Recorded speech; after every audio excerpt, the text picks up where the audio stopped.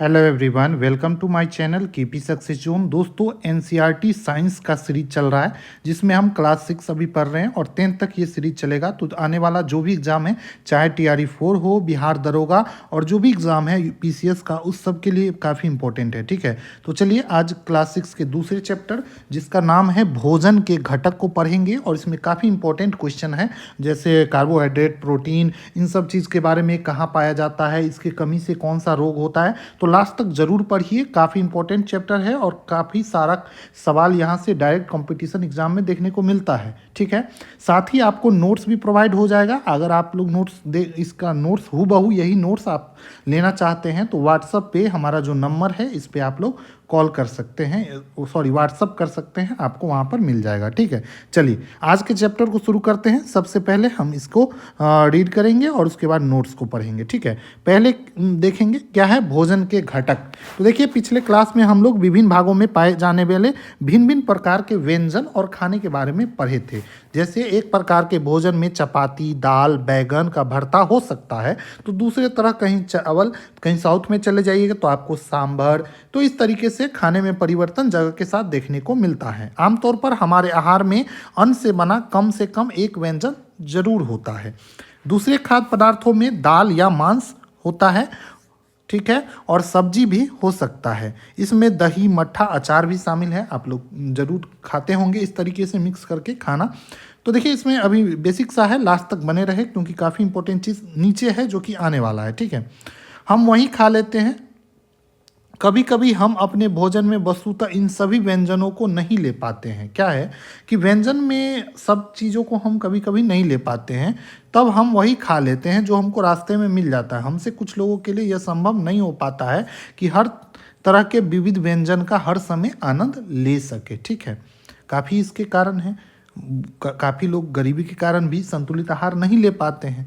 विभिन्न खाद्य पदार्थों के इस तरह के वितरण का कोई न कोई आधार होना चाहिए। क्या हमारे शरीर के विशेष प्रयोजन के लिए विभिन्न प्रकार के भोजन की आवश्यकता होती है? तो जी हाँ दोस्तों, चलिए पढ़ते हैं आगे। आगे क्या है, विभिन्न प्रकार के खाद्य पदार्थों में क्या होता है। प्रत्येक व्यंजन एक या एक से अधिक प्रकार की कच्ची सामग्री से बना होता है, जो हमें कहाँ से मिलता है, पादप से या फिर जंतु से मिलता है। ठीक है, इस कच्ची सामग्री के संघटक कहते हैं। मतलब जो व्यंजन में जो कच्ची सामग्री होती है उसको बोलते हैं संघटक। चलिए, एक पेज हो गया है तो हम एक पेज में जो नोट्स बनते हैं उसको आप लोग को बता देते हैं। पहला है भोजन के घटक। भोजन के घटक क्या है, तो प्रत्येक व्यंजन एक या एक से अधिक प्रकार की कच्ची सामग्री से बना होता है। भोजन के इन्हीं सामग्री को भोजन का घटक कहते हैं। जैसे कि अगर हम चावल देख ले तो चावल जो हम बनता है वो किससे बनता है, तो कच्चे चावल और फिर पानी, इनको मिलाने से हमको क्या बनता है, चावल। सब्जी में हमको कई तरह के घटक सब्जी के देखने को मिलता है कि नहीं। ये कच्चे सामग्री कहाँ से मिलते हैं, तो पादप से भी मिल सकते हैं और जंतु से भी मिलते हैं। ठीक है, जैसे खीर में, खीर का घटक क्या हो गया, दूध, पानी, चावल। अब देखिए, दूध जो है वो हमको कहाँ से मिलता है, तो जंतु से मिलता है। पानी, पानी कहाँ से मिलता है, वातावरण से मिलता है। और चावल कहाँ से मिलता है, तो पेड़ पौधे, सॉरी, पादप से मिलता है, पेड़ पौधे या फिर पादप से मिलता है। तो प्रत्येक व्यंजन में हमें जंतु और पादप दोनों से कच्ची सामग्री प्राप्त होता है। ठीक है, चलिए अब अगला टॉपिक है पोषण। पोषण क्या है, तो कच्ची सामग्री में हमारे शरीर के लिए कुछ आवश्यक घटक होते हैं जिसे पोषक कहते हैं। पोषक, भोजन के जो मुख्य पोषक कौन कौन से हैं, तो कार्बोहाइड्रेट हो गया, प्रोटीन हो गया, वसा हो गया, विटामिन हो गया, खनिज लवण हो गया। ये सभी क्या है, भोजन के मुख्य पोषक है और हमारे शरीर के लिए काफ़ी इंपॉर्टेंट है। आगे हम लोग पढ़ेंगे कि कार्बोहाइड्रेट कहाँ से प्राप्त होता है, इसके कमी से क्या होता है, प्रोटीन कहाँ से, वसा के बारे में तो सारा नीचे डिटेल पढ़ेंगे। चलिए अगले पेज में देखते हैं क्या है। अब देखिए, इन कच्ची सामग्री में हमारे शरीर के लिए कुछ आवश्यक घटक होते हैं जिसको पोषक बोलते हैं। नोट्स में हम लोग देख लिए। भोजन के मुख्य पोषक कौन कौन से हो गए, तो कार्बोहाइड्रेट, प्रोटीन, वसा, विटामिन और खनिज लवण। देखिए, तो जो लोग भी किसी भी एग्ज़ाम की तैयारी कर रहे हैं तो ये नोट्स आपके लिए बहुत इंपॉर्टेंट है। खासकर ये टीआरई 4 वाले के लिए काफ़ी इंपॉर्टेंट है। आप लोग ज़रूर इसको अच्छे से कर लीजिएगा, जो बीपीएससी टीआरई 4 का एग्ज़ाम होने वाला है बिहार में। साथ ही अगर कोई आपका भाई, छोटा भाई है और क्लास 6 में पढ़ रहा है तो उसको भी ये सजेस्ट कर सकते हैं, उसको भी डिटेल क्लियर हो जाएगा। ठीक है, चलिए। इसके अतिरिक्त हमारे भोजन में रुक्षांश और जल भी शामिल है। हमारे भोजन में जल भी शामिल है, जो हमारे शरीर को आवश्यकता है। ये सब क्या है, हमारे शरीर के लिए काफ़ी आवश्यक है। क्या सभी खाद्य पदार्थों में सभी पोषक तत्व उपलब्ध होते हैं? तो नहीं। कुछ साधारण विधि से हम यह जान सकते हैं कि कच्ची सामग्री जो है या पके हुए भोजन में कौन सा एक या एक से अधिक पोषक उपस्थित है। जैसे कार्बोहाइड्रेट, प्रोटीन, वसा का परीक्षण हम करेंगे और इसमें जानेंगे कि कौन से भोजन में कार्बोहाइड्रेट उपस्थित है, किसमें प्रोटीन है और किसमें वसा है और किसमें ये दो है या तीनों है। तो इनके बारे में हम परीक्षण करेंगे और बताएंगे। देखिए, इन परीक्षण के लिए सबसे पहले क्या लेते हैं, आयोडीन और कॉपर सल्फेट। आयोडीन हम लोग नमक के रूप में खाते हैं ना, नमक में क्या होता है, आयोडीन होता है। कॉपर सल्फेट CuSO4, इसका सूत्र होता है कॉपर सल्फेट।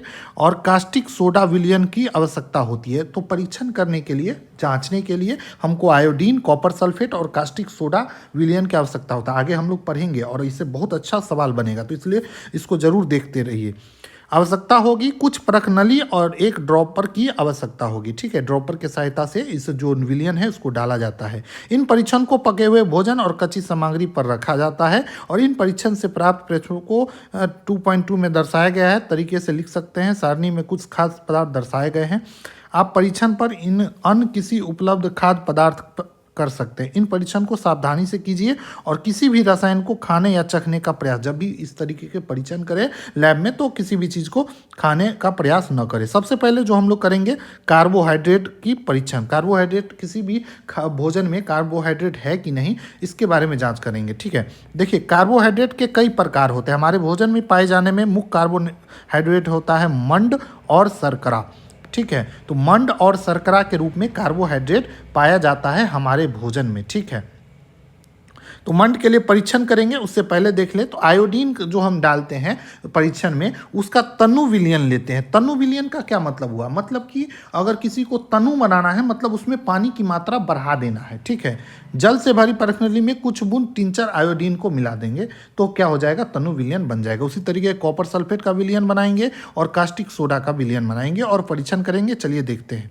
सबसे पहले हम मंड के लिए परीक्षण करेंगे। मंड क्या है, एक तरह का कार्बोहाइड्रेट ही है। परीक्षण के लिए हम क्या करते हैं, खाद्य पदार्थ या कच्ची सामग्री में अल्प मात्रा में आयोडीन विलयन की 2 या 3 बूंद मिला देते हैं। खाद्य पदार्थ के जो कच्ची सामग्री है उसमें थोड़ा सा हम क्या करते हैं, 2 से 3 बूंद आयोडीन का विलयन को मिला देते हैं। और मिलाने के बाद देखते हैं कि अगर खाद्य पदार्थ का रंग में परिवर्तन हो रहा है, और रंग कैसा, तो नीला या काला हो जाए जब ये बूंद डालने के, आयोडीन की बूंद डालने के बाद, तो हम जानेंगे कि ये इसमें मंड की उपस्थिति है। मतलब नीला या काला रंग हो जाता है तब हम समझेंगे कि इसमें मंड की उपस्थिति है। आप लोग देखते होंगे आलू को काट दीजिए और नमक उस पर डालिए, देखिएगा आप काला हो जाता है।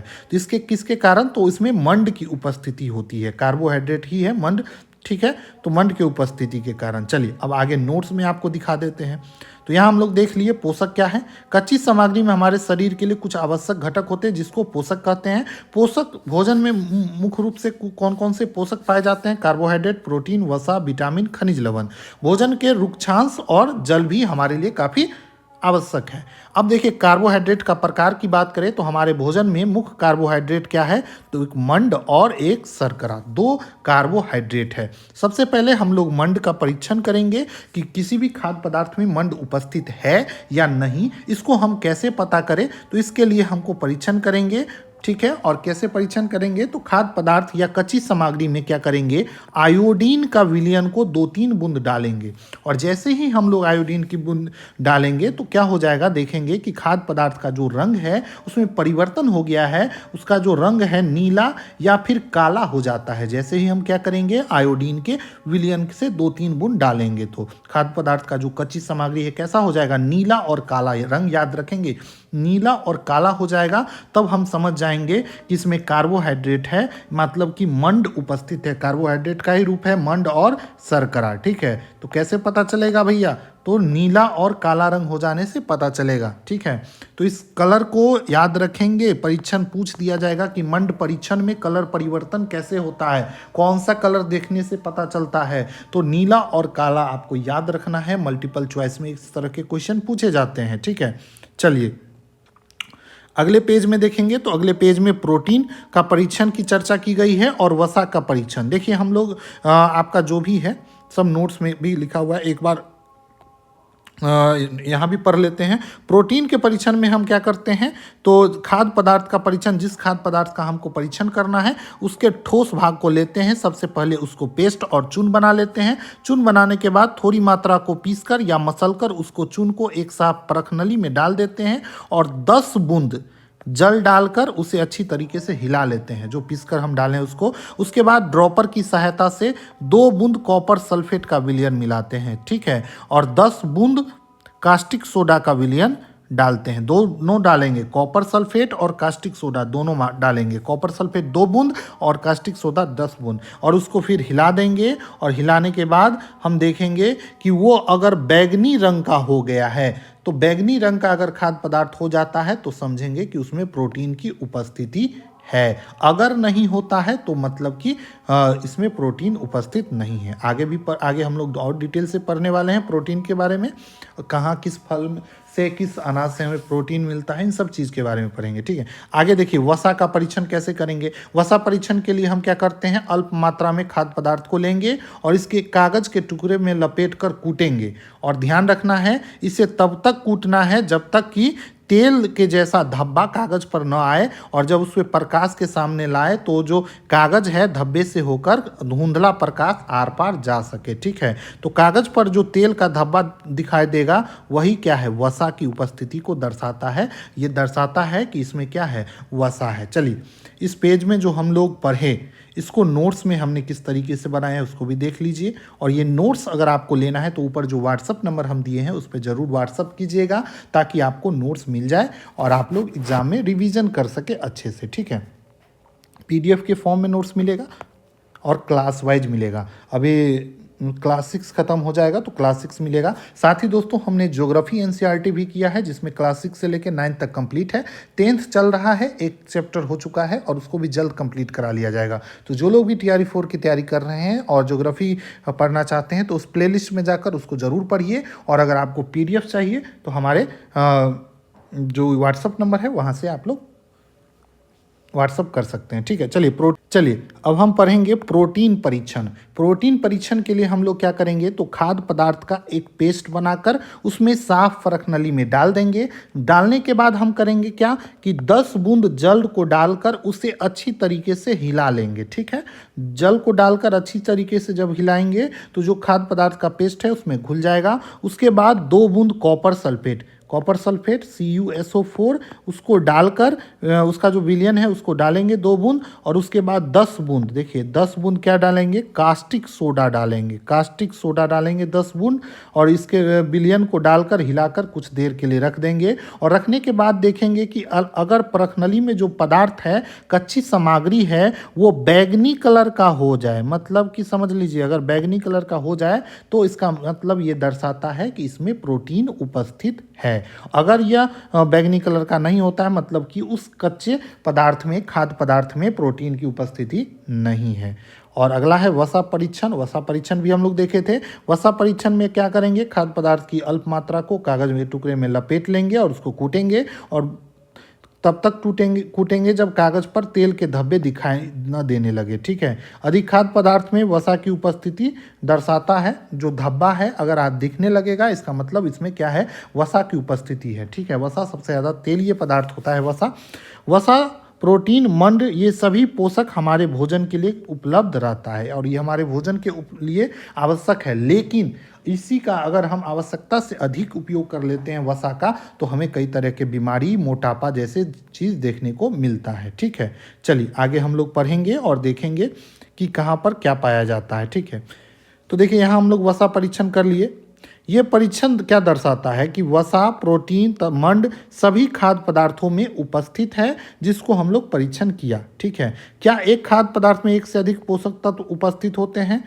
क्या आपने ऐसा खाद्य पदार्थ पाया है जिसमें कोई भी पोषक तत्व उपस्थित ना हो? मतलब कोई ऐसा भी खाद्य पदार्थ है जिसमें कोई भी पोषक तत्व उपस्थित ना हो, या कोई ऐसा खाद्य पदार्थ जिसमें एक से अधिक तत्व उपस्थित होते हैं? तो देखिए, हमने 3 पोषक कार्बोहाइड्रेट, प्रोटीन और वसा के लिए खाद्य पदार्थों का परीक्षण किया। विटामिन और खनिज लवण जैसे अन्य पोषक भी है। इसके अलावा भी विटामिन और खनिज लवण जो है एक पोषक है जो हमारे विभिन्न खाद्य पदार्थों में पाया जाता है। इन सभी पोषक को हमें क्यों आवश्यक होता है, इसके बारे में हम लोग देखेंगे आगे। ठीक है, विभिन्न पोषक हमारे शरीर के लिए क्या करते हैं? तो सबसे पहले देखेंगे हम लोग कार्बोहाइड्रेट। कार्बोहाइड्रेट मुख्य रूप से हमारे शरीर को ऊर्जा प्रदान करता है। कार्बोहाइड्रेट क्या करता है? तो हमारे शरीर को ऊर्जा प्रदान करता है, और वसा से भी ऊर्जा मिलता है, और वसा भी क्या करता है? ऊर्जा प्रदान करता है। लेकिन वास्तविकता यह है कि कार्बोहाइड्रेट की तुलना में वसा की समान मात्रा से हमें अधिक ऊर्जा प्राप्त होता है। अगर कार्बोहाइड्रेट 100 ग्राम लिया जाए और वसा भी 100 ग्राम लिया जाए तो आपको वसा से हमें ज़्यादा ऊर्जा प्राप्त होता है। ठीक है, तो इसको देख लेंगे।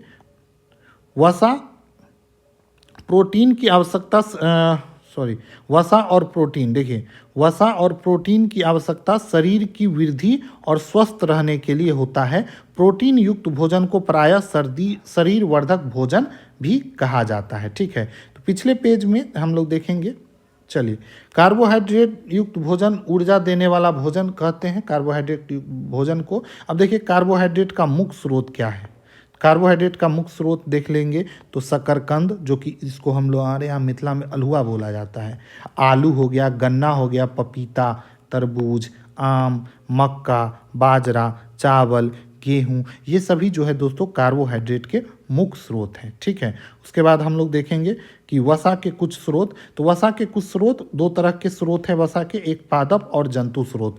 पादप स्रोत में क्या क्या हो गया? तो गिरी, तिल, मूंगफली, देखिए, सूरजमुखी का तेल, नारियल का तेल, सरसों का तेल, सोयाबीन का तेल, ये सब चीज़ क्या है? वसा है, जो कि कहाँ से प्राप्त होता है? पादप से प्राप्त होता है। ठीक है, तो वसा का स्रोत।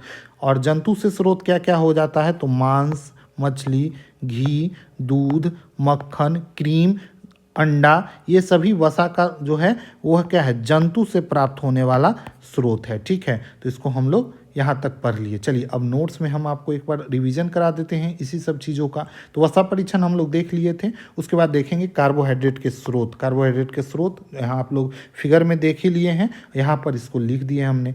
चावल, गेहूं, बाजरा, शकरकंदी, आलू, गन्ना, पपीता, तरबूज, आम, मक्का, ईटीसी। ठीक है, तो ये सभी क्या है? कार्बोहाइड्रेट के स्रोत हैं। कार्बोहाइड्रेट हमारे शरीर को ऊर्जा प्रदान करता है। क्या करता है? ऊर्जा पदार्थ। इंस्टेंट एनर्जी हमको कहाँ से मिलता है? तो कार्बोहाइड्रेट से ही मिलता है, ये पूछा जाता है। उसके बाद बात करें वसा के स्रोत, हम लोग देखें इसमें पादप स्रोत और जंतु स्रोत को देखें। पादप स्रोत कौन कौन से होंगे? तो मूंगफली, नारियल, सरसों, सोयाबीन, सूरजमुखी, तिल, गिरी, ये सभी जो है पादप स्रोत है किसके? तो वसा के। ठीक है, पादप से प्राप्त होने वाले। जंतु से प्राप्त होने वाले स्रोत में मछली, मांस, घी, दूध, मक्खन, अंडा, क्रीम। वसा से हमें कार्बोहाइड्रेट की तुलना में अधिक ऊर्जा प्राप्त होता है और ये हमारे शरीर की वृद्धि में सहायक है। ठीक है, चलिए अब आगे हम लोग पढ़ेंगे प्रोटीन के बारे में। प्रोटीन की आवश्यकता शरीर की वृद्धि और स्वस्थ रहने के लिए काफ़ी जरूरी है। प्रोटीन युक्त भोजन को प्रायः शरीर वर्धक भोजन बोला जाता है। तो शरीर वर्धक भोजन किसको बोला जाता है? प्रोटीन को।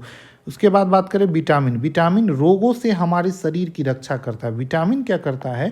तो रोग से हमारे शरीर को रक्षा करता है। विटामिन हमारे आँख, अस्थि, दांत और मसूड़ों को स्वस्थ रखने में भी सहायता प्रदान करता है। ठीक है, विटामिन कई प्रकार के होते हैं जिन्हें अलग अलग नाम से जाना जाता है, जिससे कुछ को हम vitamin A, vitamin B, C, D, E और के नाम से भी जाना जाता है। विटामिन के एक समूह को विटामिन बी कॉम्प्लेक्स भी कहते हैं। हमारे शरीर में सभी प्रकार के विटामिन की अल्प मात्रा में आवश्यकता होता है। विटामिन ए हमारी त्वचा और आँख को स्वस्थ रखने में सहायक है। रतौंधी जैसी बीमारी हो जाती है अगर किसी को विटामिन ए की कमी हो जाए।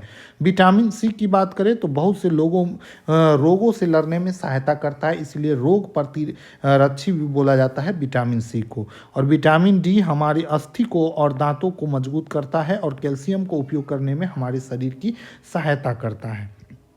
तो ये सब चीज़ आपको याद होना चाहिए और सब नोट्स में हम करा दिए हैं, इसलिए इस सीरीज को आप लोग पूरा कर लिए। 10th तक अगर आप इसको इसी तरीके से कर लेते हैं और नोट्स बना लेते हैं तो आपका पूरा चैप्टर कंप्लीट हो जाएगा और साइंस में आपको बेहतरीन कमांड हो जाएगा। ठीक है। विभिन्न घटकों में भरपूर भोजन चित्र इसमें दिखाया गया है चित्र के रूप में। चलिए हम देख लेते हैं। सबसे पहले हम लोग देखेंगे प्रोटीन का स्रोत। इसमें भी हम लोग पादप स्रोत और जंतु स्रोत। देखिए प्रोटीन के पादप स्रोत में हो जाएगा सोयाबीन, राजमा, तूर दाल, मूंग, चना, मटर, ये सभी जो है प्रोटीन का स्रोत है। सबसे ज़्यादा प्रोटीन हमको सोयाबीन में मिलता है और सबसे ज़्यादा सोयाबीन का उत्पादन पूछे कहाँ पे होता है तो मध्य प्रदेश में। सोया प्रदेश के नाम से भी इसे जाना जाता है मध्य प्रदेश को। और जितना भी दलहन है इन सब चीज़ों में आपको क्या मिलता है तो प्रोटीन मिलता है। ठीक है। जंतु से प्राप्त होने वाले प्रोटीन में बात करें तो मांस, मछली, पनीर, दूध, अंडा, इन सब चीज़ों से हमको प्रोटीन मिलता है। अंडा में जो भीतरी भाग जो होता है पीला कलर का वो उसमें प्रोटीन नहीं होता है, जो उजला वाला भाग है उसमें प्रोटीन होता है। ठीक है। तो ये सब चीज़ आपको याद होना चाहिए। प्रोटीन का स्रोत क्या है, पादप स्रोत कौन है, जंतु स्रोत कौन है। ठीक है। उसके बाद बात करें विटामिन ए। विटामिन ए का स्रोत क्या है तो सबसे अच्छा स्रोत है देखिए गाजर, आम, दूध, मछली का तेल, पपीता, इसके अलावा पालक, ये सब विटामिन ए का मुख्य स्रोत है। और इसको जब भी किसी को आँख में कमी होती है तो बोला जाता है कि इन सब चीज़ों को सेवन करना चाहिए। ठीक है। विटामिन बी का स्रोत की बात करें तो चावल हो गया, गेहूँ, यकृत, लीवर जो है दोस्तों ये भी विटामिन बी का स्रोत है। ठीक है। तो इसको भी ध्यान रखेंगे। आगे देखेंगे हम लोग इनसे कौन कौन सा रोग होता है तो ये भी देखेंगे। विटामिन सी की बात करें तो अमरूद, मिर्च, नींबू, आंवला, ठीक है, टमाटर, संतरा, टमाटर, ये सब क्या है तो विटामिन सी का स्रोत है। इन सब चीज़ों को आपको याद करना है और फिगर के साथ अगर आप योग याद करते हैं तो और भी अच्छी बात है। चलिए विटामिन डी का स्रोत देख लीजिए तो मछली, अंडा, मक्खन, दूध, मीट, ठीक है, रेड मीट, ये सब चीज़ जो है विटामिन डी का। और सबसे अच्छा स्रोत विटामिन डी का कुछ है तो सूरज का प्रकाश। ठीक है। वहाँ से हमको क्या मिलता है विटामिन डी मिलता है। ठीक है। चलिए आगे देखेंगे। अब नोट्स में देख लेते हैं। चलिए प्रोटीन से शुरू करते हैं। प्रोटीन से पहले हो गया था। प्रोटीन हमारे शरीर की वृद्धि तथा स्वस्थ रहने के लिए आवश्यक है। इसको शरीर वेधक भोजन भी कहा जाता है। देखिए नोट्स हम बना दिए हैं। एनसीईआरटी से आपको कुछ भी नहीं छूटेगा हमारा नोट्स अगर आप लोग कर लेते हैं तो। ठीक है। चलिए प्रोटीन के स्रोत क्या है पादप स्रोत और जंतु स्रोत। देखिए दो तरह के स्रोत है प्रोटीन के, चना, मटर, मूंग, सोयाबीन, राजमा, तूर दाल, ये सब आप लोग देखे थे, ये सब पादप स्रोत है किसके प्रोटीन के। जंतु स्रोत में बात करें तो मांस, मछली, पनीर, दूध, अंडा, ये सब जंतु स्रोत है। उसके बाद बात करें विटामिन की। विटामिन क्या करता है तो विटामिन रोगों से हमारी शरीर की रक्षा करता है। क्या करता है विभिन्न प्रकार के रोग से हमारे शरीर की रक्षा करता है। अब विटामिन की प्रकार बात करें तो विटामिन ए ये हमारे त्वचा और आँख को स्वस्थ रखता है। विटामिन ए के स्रोत हो गया पपीता, गाजर, आम, मछली का तेल, दूध, ये सब विटामिन ए का स्रोत है। और विटामिन ए की कमी से रतौंधी नामक रोग हो जाता है। इसमें लोगों को शाम होते ही देखना बंद हो जाता है, आंखें कमज़ोर हो जाती है। तो ये सब चीज़ विटामिन ए के कमी से ही हमें हमारे शरीर में देखने को मिलता है। चलिए अब आगे देखेंगे विटामिन बी। ये हमारे पेशियों को मजबूत करने में काफ़ी सहायक है। विटामिन बी चावल, गेहूं और यकृत से प्राप्त होता है। ठीक है। जैसे जैसे क्लास बढ़ेगा वैसे वैसे इस चीज़ों को और डिटेल में हम लोग पढ़ेंगे। तो आप लोग आराम से धैर्य बांध के पूरे क्लास को करते चलिए और आपको अच्छा स्कोर होगा, ये हमारी गारंटी है। उसके बाद है विटामिन सी। विटामिन सी ये हमारे शरीर को बहुत से रोगों से लड़ने में मदद करता है, जैसे संतरा, टमाटर, मिर्च, नींबू, आंवला, ये सब विटामिन सी का प्रमुख स्रोत है। और सबसे इम्पोर्टेंट है इसमें आंवला। आंवला दोस्तों बहुत इम्पोर्टेंट है और आंवला से सबसे ज़्यादा विटामिन सी हमें प्राप्त होता है। ठीक है, तो हम सभी लोगों को ज़रूर आंवला का सेवन करना चाहिए। मुरब्बे के रूप में खाइए या अचार के रूप में खाइए या फिर चटनी बना के खाइए, लेकिन आंवले का सेवन ज़रूर कीजिए। विटामिन सी की कमी से स्कर्वी नामक रोग हो जाता है, तो इसको भी ध्यान रखना है, कई बार एग्जाम में पूछा गया है। ठीक है, चलिए अब बात करें विटामिन डी की। विटामिन डी ये हमारे शरीर के अस्थि और दांतों के लिए कैल्शियम का उपयोग करने में सहायता प्रदान करता है। विटामिन डी का स्रोत हो जाएगा मछली, अंडा, दूध और सबसे अच्छा है सूरज का प्रकाश। ठीक है, विटामिन डी की कमी से रिकेटस नामक रोग हो जाता है, ये एक प्रकार का सूखा रोग है। ठीक है, तो इस सब चीज़ों को आपको याद रहना चाहिए। विटामिन काफ़ी इंपॉर्टेंट है। ठीक है, जिसको ज़रूर याद रखें। ठीक है, चलिए अब हम बात करेंगे खनिज लवण के बारे में। खनिज लवण देखिए, बुक पढ़ने की कोई ज़रूरत नहीं है, आप लोग नोट्स पढ़ के भी वो कर सकते हैं, और सारा कुछ हम यहाँ दिखाई देंगे आपको। ठीक है, चलिए बात करते हैं खनिज लवण। खनिज लवण हमारे शरीर के उचित विकास और अच्छे स्वास्थ्य के लिए आवश्यक है। ठीक है, इसमें खनिज लवण में बात करेंगे जिसमें इसकी चर्चा है तो आयोडीन की। आयोडीन जिसका स्रोत क्या है, पालक, अदरक, नमक और मछली, ये क्या है, आयोडीन का मुख्य स्रोत है। और इसके कमी से घेघा नामक रोग हो जाता है। याद रखेंगे, पूछा जाता है घेघा नामक रोग किसके कमी से होता है, तो आयोडीन की कमी से। ठीक है, आप लोग यहाँ पर देख सकते हैं, ये आयोडीन का मुख्य स्रोत यहाँ पर दर्शाया गया है। ठीक है, उसके बाद है फास्फोरस। फास्फोरस का स्रोत होता है दूध, केला, हरा मिर्च, चावल, गेहूं। फास्फोरस भी हमारे शरीर के लिए काफ़ी महत्वपूर्ण है। उसके बाद बात करें लोहा। लोहा का स्रोत हो जाएगा पालक, सेब, मीट। इसके कमी से अरक्ता और कमजोरी, खून की कमी हो जाती। अब ये नहीं कि खून की कमी हो गया तो लोहा खाने लगे, तो इस नहीं, लोहा युक्त मतलब आयरन जिसमें पाया जाता है उन चीज़ों को हमको भोजन करना चाहिए। अब देखिए कैल्शियम की आगे चर्चा है। कैल्शियम का स्रोत है दूध और अंडा, और ये हमारे शरीर में अस्थि को कमज़ोर होने से बचाता है। तो ये सारा खनिज लवण हमारे लिए काफ़ी इंपॉर्टेंट है, और आप सभी लोगों को इसको ज़रूर ध्यान देखना चाहिए। ठीक है, चलिए अब आगे देखेंगे रेशा वाला आहार। ये हमारे शरीर में रुक्षांश की पूर्ति, जितना भी रेशा वाला आहार है रुक्षांश की पूर्ति करता है। रेशा वाला पदार्थ में क्या आ जाता है, तो दाल, आलू, ताज़ा फल, ये सभी क्या है, रेशा वाला आहार है। ये पचे भोजन को बाहर निकालने में भी मदद करता है। ठीक है, अगला पॉइंट जिसका चर्चा है इधर अगर आप लोग देखेंगे तो वो है जल, और उसके बाद संतुलित आहार का चर्चा है तो उसको भी पढ़ेंगे। जल क्या है, तो भोजन में उपस्थित पोषकों को अवशोषित करने में हमारे शरीर को सहायता प्रदान करता है। मान लीजिए आप खूब खाना खा रहे हैं और पानी नहीं पी रहे हैं, तो जो भी पोषक तत्व है वो हमारे शरीर में अवशोषित ही नहीं होगा, मतलब हमारे शरीर में अन्न नहीं लगेगा। और इसलिए बोला जाता है कि खाने के साथ साथ जल की भी मात्रा हमारे शरीर के लिए काफ़ी इंपॉर्टेंट है, और हमारे भोजन के साथ साथ पानी भी उचित समय पे ज़रूर पीना चाहिए। ठीक है, भोजन में उपस्थित जो भी पोषक तत्व है, जो न्यूट्रिएंट्स है, जो हमारे शरीर को चाहिए, जो हमारे शरीर के विकास के लिए चाहिए, वो उसका अवशोषण करने का काम कौन करता है, तो जल करता है। तो जल ही जीवन है, आप लोग जानते ही हैं। तो जल का सेवन भी हमें अच्छे से करना चाहिए। जल क्या करता है, इसके अलावा अपशिष्ट पदार्थ को मूत्र, पसीना के रूप में बाहर निकालता है। ठीक है, तो जो भी अपशिष्ट पदार्थ है शरीर में उसको बाहर निकालने का भी काम करता है। ठीक है, चलिए आगे जो चर्चा है वो है संतुलित आहार। संतुलित आहार क्या है, तो वैसा आहार जिसमें प्रचुर मात्रा में सभी पोषक तत्व उपलब्ध हो, रुक्षांश मौजूद हो, जल हमारे शरीर के लिए प्राप्त हो, उसको बोलेंगे संतुलित आहार। मतलब हर एक तरह का विटामिन, हर एक तरह का पोषक तत्व अगर उपलब्ध है किसी भोजन में तो वो है संतुलित आहार। ठीक है, चलिए अब देखेंगे आगे। तो यहाँ तक हम लोग पढ़ लिए। उसके बाद हम लोग देखेंगे अभावजन रोग। इससे कौन सा रोग हो जाता है, तो इसके बारे में भी हम लोग देखेंगे। तो क्या रोग होता है, यहाँ पर देखिए एक चार्ट बनाया गया है। विटामिन ए की कमी से क्षीणता, दृष्टिहीनता, रतौंधी, इस कमजोर दृष्टि, अंधेरी रात में कम दिखाई देना, कभी कभी पूरी तरीके से दिखाई बंद हो जाता है। तो ये विटामिन ए की कमी से। विटामिन बी1 से बेरी होता है, जिससे पेशियाँ क्या होता है, दुर्बल हो जाता है। सी से स्कर्वी नामक रोग हो जाता है। डी से रिकेटस। कैल्शियम से अस्थि और दंत का क्षय होने लगता है। आयोडीन की कमी से घेघा और उसी को ग्वाइटर बोलते हैं, ये नामक रोग हो जाता है। लोहा की कमी से अरक्तता और कमजोरी देखने को मिलता है। तो इस चैप्टर में यही सब चीज़ था, और आगे के चैप्टर में हम लोग फिर पढ़ेंगे तीसरा चैप्टर अगले वीडियो में। वीडियो अगर अच्छा लगा हो तो आप लोग ज़रूर ध्यान देंगे और हमारे चैनल को ज़रूर सपोर्ट करेंगे, ठीक है। और कुछ लोग बोलेंगे कि सर पूरा आप तो आप पढ़ाए नहीं, तो देखिए हमने पूरी चीज़ों को नोट्स में कवर किया है और एक एक चीज़ पढ़ाए हैं, ठीक है।